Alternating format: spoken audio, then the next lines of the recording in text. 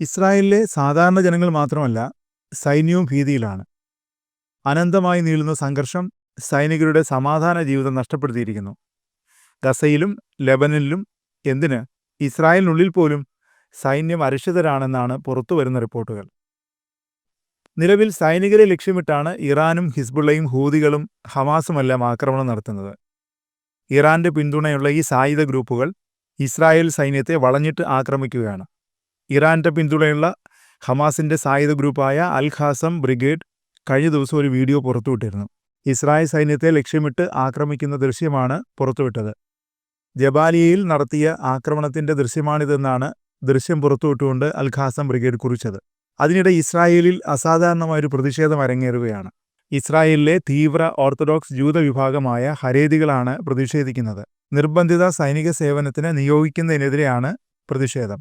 Haredi വിഭാഗത്തിലെ 1000 പുരുഷന്മാർക്ക് സൈനിക സേവനത്തിലുള്ള നിർദ്ദേശം ഞായറാഴ്ച ലഭിച്ചിരുന്നു. ഇതാണ് ഹരേദി വിഭാഗത്തെ പ്രകോപിപ്പിച്ചത്. വൻ പ്രതിഷേധമാണ് ഉയരുന്നത്. പലയിടത്തും പ്രതിഷേധക്കാരും പോലീസും ഏറ്റുമുട്ടി. തെല്ലവീവിന് സമീപമുള്ള ബെയ്നക് ബ്രാക്കിൽ പ്രതിഷേധക്കാർ പ്രധാന ഹൈവേ ഉപരോധിച്ചു. സൈന്യത്തിൽ ചേരാനുള്ള ഉത്തരവ് റദ്ദാക്കണമെന്നും പ്രതിഷേധക്കാർ ആവശ്യപ്പെട്ടു.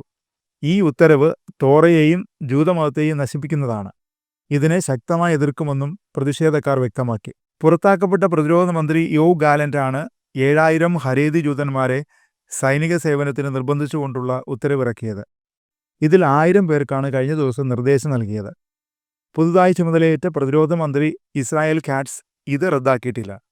സൈനിക സേവനം നിരസിക്കുന്നവരുടെ പാസ്പോർട്ടും ധനസഹായവും റദ്ദാക്കണമെന്ന് പ്രതിപക്ഷ നേതാവ് യായിർ ലാപിഡ് ആവശ്യപ്പെട്ടിരുന്നു. ഇതും ഈ വിഭാഗത്തെ പ്രകോപിപ്പിച്ചു. ഇതും പ്രതിഷേധത്തിന് കാരണമായിട്ടുണ്ട്.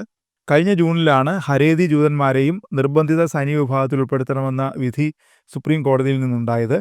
ആ ഘട്ടത്തിൽ തന്നെ വലിയ പ്രതിഷേധമുയർന്നിരുന്നു. ഇപ്പോൾ ലെബനനിൽ കൂടി കരയാക്രമണം നടത്തുന്നതിനാൽ ഇസ്രായേലി സൈന്യത്തിന് വലിയ രീതിയിലുള്ള ആൾക്ഷാമമുണ്ട്. കൂടാതെ നിരവധി സൈനികർ പരിക്കേറ്റ് ചികിത്സയിലുമാണ്. ഇതും ഇസ്രായേലി സൈന്യത്തെ വലിയ പ്രതിസന്ധിയിലാക്കിയിട്ടുണ്ട്. ഇസ്രായേൽ ജനസംഖ്യയുടെ 13% വരും ഹരേദി ജൂതന്മാർ. ഇവരിൽപ്പെട്ട ഏകദേശം 99 ലക്ഷം പേർ നിലവിൽ സൈനിക സേവനം നടത്തുന്നില്ല. പകരം ഇവരുടെ മതഗ്രന്ഥമായ തോറ പഠിക്കാനായി ജീവിതം ഒഴിഞ്ഞുവച്ചിരിക്കുകയാണ്. 18 വയസ്സിന് മുകളിലുള്ള എല്ലാവരും സൈനിക സേവനം നടത്തണമെന്നാണ് ഇസ്രായേലിലെ നിയമം. പുരുഷന്മാർക്ക് 32 മാസവും സ്ത്രീകൾക്ക് 24 മാസമാണ് നിർബന്ധിത സൈനിക സേവന കാലാവധി. എന്നാൽ ഇതിൽ നിന്ന് ഹരേദികളെ ഒഴിവാക്കിയത് ഇസ്രായേലിൽ പതിറ്റാണ്ടുകളായി തുടരുന്ന തർക്കവിഷയവുമാണ്.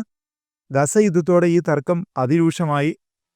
21% വരുന്ന അറബ് ന്യൂനപക്ഷത്തെയും സൈനിക സേവനത്തിൽ നിന്ന് ഇസ്രായേൽ ഒഴിവാക്കപ്പെട്ടിട്ടുണ്ട്.